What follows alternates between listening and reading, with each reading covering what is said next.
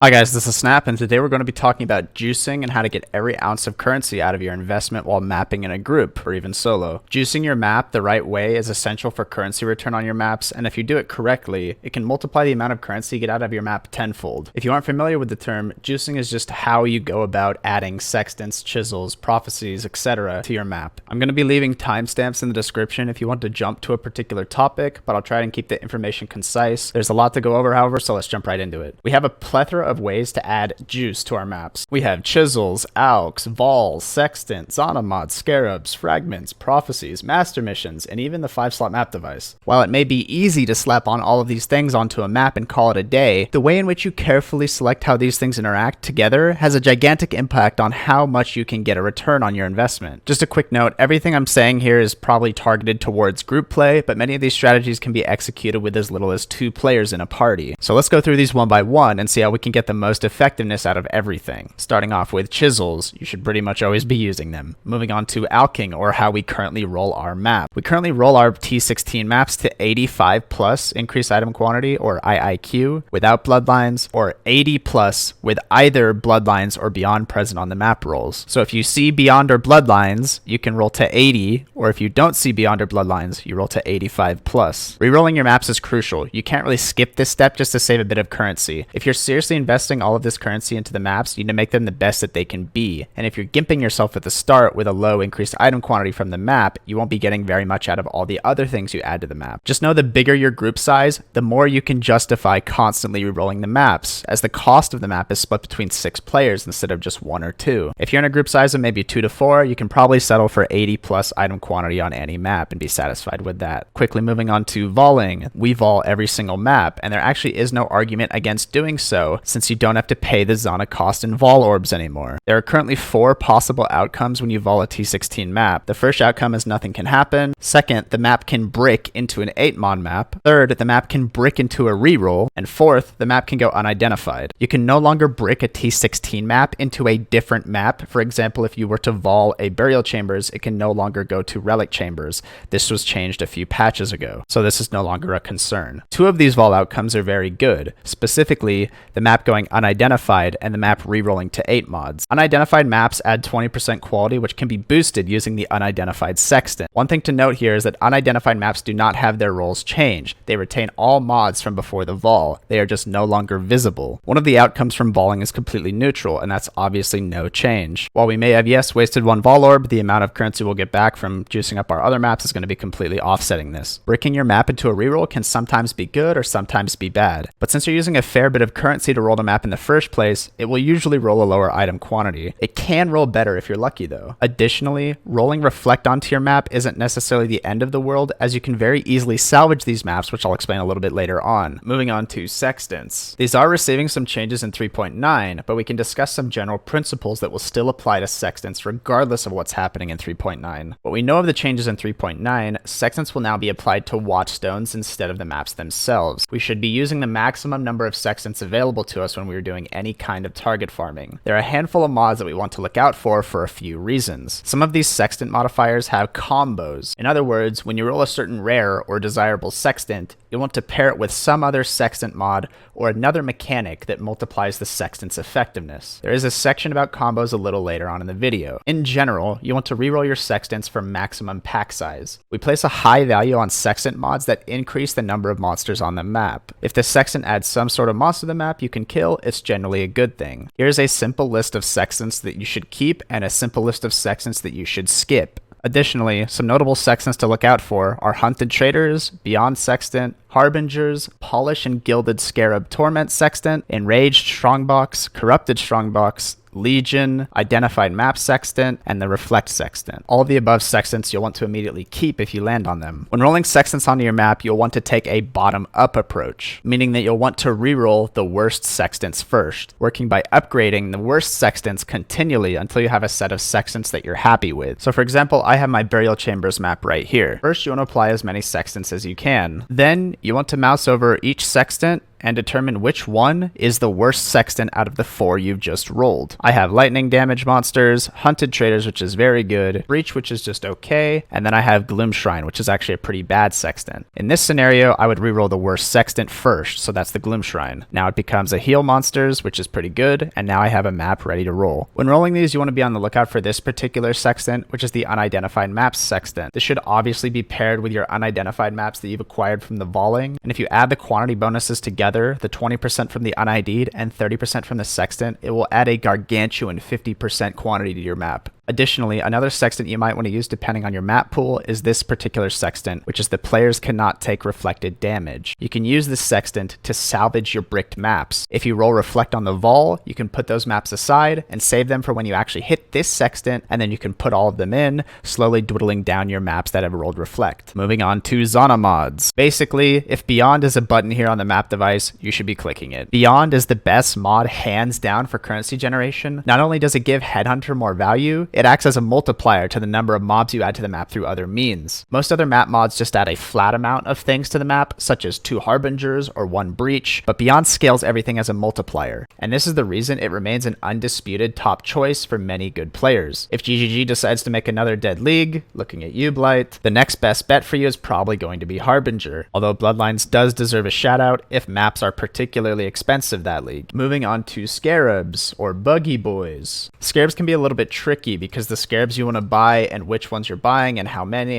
you're using are completely dependent upon the market of the league. The use of Scarabs can also be a little bit questionable in smaller groups, but I would say if you're in a large party, maybe 4+, you almost undoubtedly want to be using at least 1 Scarab on every map. While this can be a huge burden on trading, it's completely understandable if you decide to skip these for the most part. However, I would highly recommend using these for the combos mentioned a little bit later on in the video. The general approach that our group uses for Scarabs is we try to use 1 Scarab per map and fill the rest with fragments. We buy a wide variety of trash Scarabs, what we call them. These just add a little bit of juice to the map. We put all these trash Scarabs into a pile, and we use the trash Scarabs when the map doesn't have anything special on the Sextants or map rolls or corruptions. Some trash Scarabs we like to use are Rusted Harbinger, Rusted Legion, Rusted Bestiary, Rusted Div, even Polished Div, Polished Harbinger, these kind of things. It's really whatever we can get our hands on, and we're justified spending maybe a few chaos in getting. Also, making sure that we're not dwindling the supply too much. We don't want to be overpaying for these. On top of this, it's very worth to invest in the big boy Scarabs, such as Gilded Divination, Gilded Cartography, when the map rolls are right. Stacking the expensive and high value Scarabs on the unidentified sextant with an unidentified map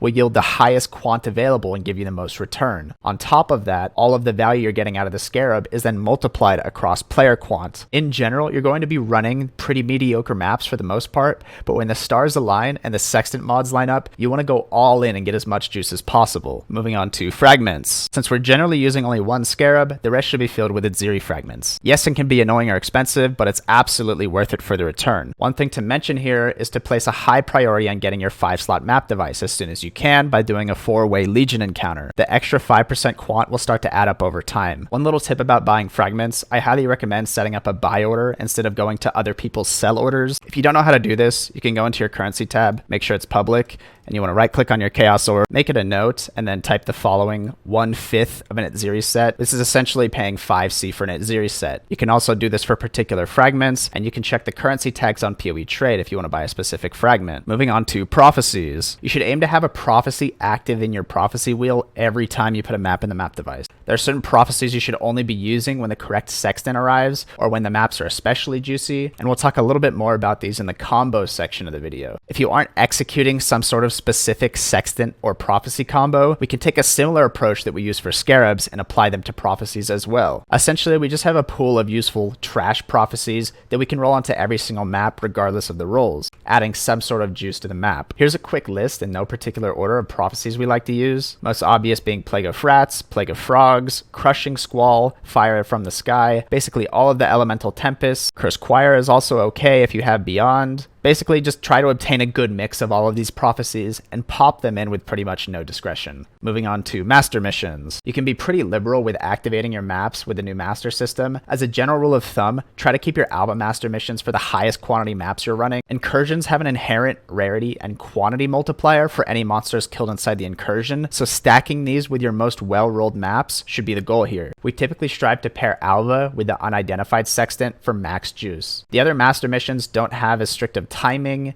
Bestiary, Betrayal, Zana, and Delve can all be activated with a little less discretion. Nico missions, however, do care a little bit more about the quantity on the map, as Sulfite scales directly with the map quantity rule. Our group currently doesn't have a dedicated Delver, so we usually stack up the Nikos and maybe we try and donate to them or sell them off to somebody a little bit later on in the league. Alright guys, moving on to combos. Combos are essentially when you roll a particular sextant, there's some combination of prophecies or scarabs or something like that that you can use to create some sort of combo that will give you a big return that you normally wouldn't be able to achieve. This can provide you an inordinate amount of return when 2 or 3 things are used together. Starting off with maybe the most notable is the 500% Enraged Sextant and Monstrous Treasure. This combo should be utilized whenever possible. The amount of return you can get on this is insane. And it used to be so insane, our group actually used to reroll every single map's sextants for this modifier because it was so good. We would often spend hundreds and even maybe 1,000 sextants per day as overhead. This actually has since been nerfed, however. When this mod pops up and you have the prophecy ready,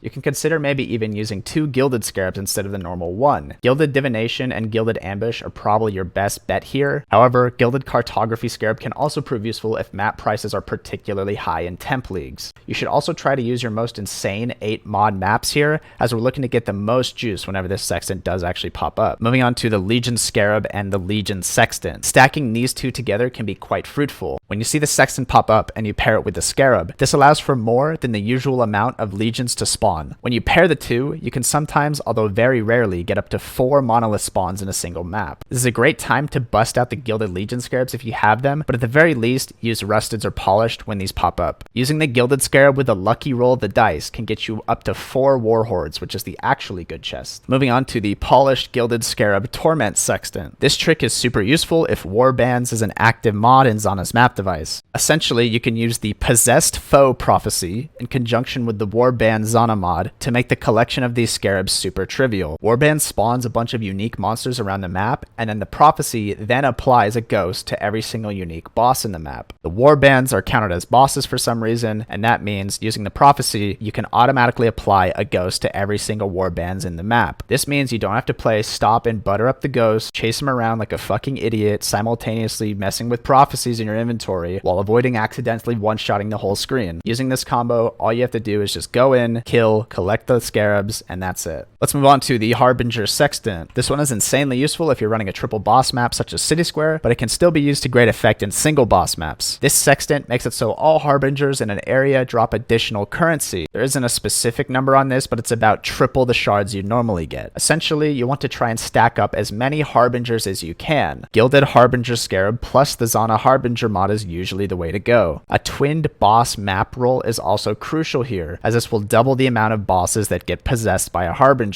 If you set this up correctly, you can have up to 6 bosses in the map from twinned bosses, all guarded by a Harbinger, plus 4 from a Scarab and 3 from the Zana mod. This gives you a grand total of 13 Harbingers. The shards from all these are roughly tripled for a total of maybe 39 Harbingers worth of loot per map, and if you do this on all 3 maps of the map rotation, you're getting roughly 117 Harbingers worth of loot in just 3 maps. Up next is the Unidentified Sextant and Unidentified Maps. I spoke a little bit about this earlier, but you want to be pairing the Unidentified Sextant with the Unidentified Maps, giving you a further 30% quant boost for a whopping 50% boost over the original quant value. You should only be using your unidentified maps when the sextant rolls around, so try and put them aside and save them for that opportunity. Okay, so let's bring it all together. When you reach your point where you have maybe 30 or 40 T16 maps, you'll want to roll them all at the same time. And after you've rolled them all, do some quick sorting to get everything organized so you have the right maps when you need them. Using the Stash tab search feature is going to become imperative while you're rolling these maps. Okay, so here we have some T16 waterways maps we want to roll. First thing you want to do is just chisel them all to 20 quality, and that's pretty easy. Once they're all chiseled, you can just blindly alch them all as fast as you can. The next thing you're going to want to do is check for any maps that are bricked, so you type reflect. There's no point in us volleying the maps if they already have reflect on them. If you can do fizz reflect, great, you can keep it, but here I have an an Ellie Reflect map, so I'm going to scour it. Next, I'm going to check the increased item quantity on the map. I'm going to look for anything that's below 80% and scour it immediately. This one's below 80, so I'm going to scour it. This one's also below 80, so I'm going to scour it. If you have a lot of maps, you can also use the search feature. If you don't know which ones you've scoured, you can type rare here, and that will highlight all the maps that are currently rolled, and it will unhighlight all the ones that are not rolled. So if you need to go through and alch them all again,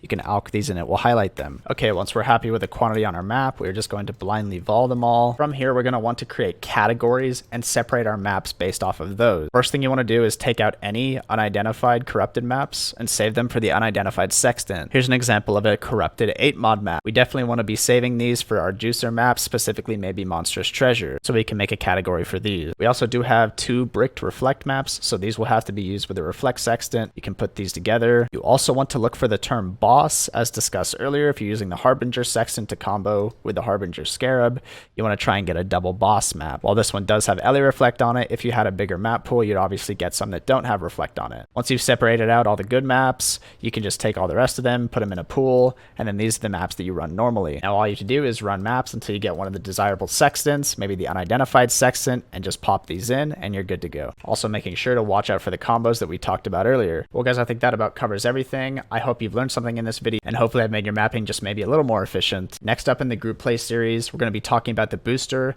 and then we're going to wrap up the whole series with a guide about the carry. And I'll try to get those out before the start of the next Metamorph League. Once again, I'm Snap, and thanks for watching.